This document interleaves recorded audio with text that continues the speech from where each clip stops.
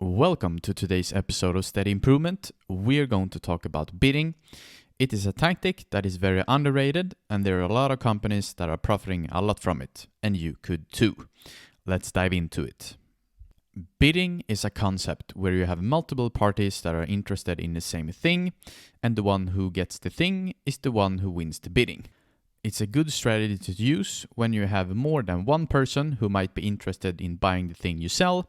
But what if you only have one person who are interested, or that you guess that there will not be a lot of people interested in what you sell? Then it might not be a good idea. When bidding as a sales tactic works the best is when you know that you have a high demand for the product that you want to sell. The whole process of bidding is very interesting if you look at the psychological aspect of it. You create a space where two or more people are going to compete for the same thing.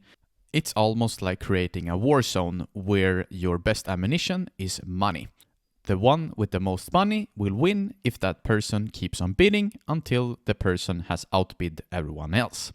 When it comes to bidders for items with a low starting price, and especially those who get in early in the bidding process, those are more likely to spend more time and effort updating their bids in an attempt to justify the time and energy they've already spent on the bidding process. These bidders are most likely to stay committed to winning the auction by continuing to bid and raising their bids even higher. The good thing if you are the seller when it comes to bidding process is that we as humans get into the fight or flight mode. And when you start to bid, you get into the fight mode and you want to win. There has been some crazy biddings throughout the history, and sometimes you get lucky and get two who are bidding against each other and has almost unlimited amounts of money. Now it's more about the pride and status in order to be the one who wins, and your ego kicks in also. It's a dangerous situation to be in if you're the one who are bidding and let your emotions get in the way of your more rational part. One company that clearly has identified a hugely successful business model is eBay.com, which has the basis of online auctioneering. If you're a person who are going to put to use online auctioneering, or might be someone who are going to sell something at that kind of marketplace, there are a lot of research put into this topic, and it has been suggested that a lower starting price would lead to a higher final sales price for three reasons. First, because the starting price for the auctions act as something of a barrier to entry.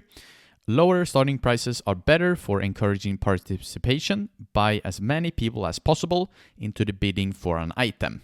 Second, the increase in traffic, reflected in the total number of bids as well as the number of different bidders, afforded by the lower initial prices, act as a social proof for the new potential bidders. In other words, prospective bidders considering an item that started off at a low price would find social validation that the item is of value because so many more people are also bidding on the item, and this validation would spur them into join the bidding. So, if you're going to list an item that you want to sell at an auctioneering site, use a low listing price, and I have my fingers crossed that you get a lot of bidders and ultimately get a good final sales price.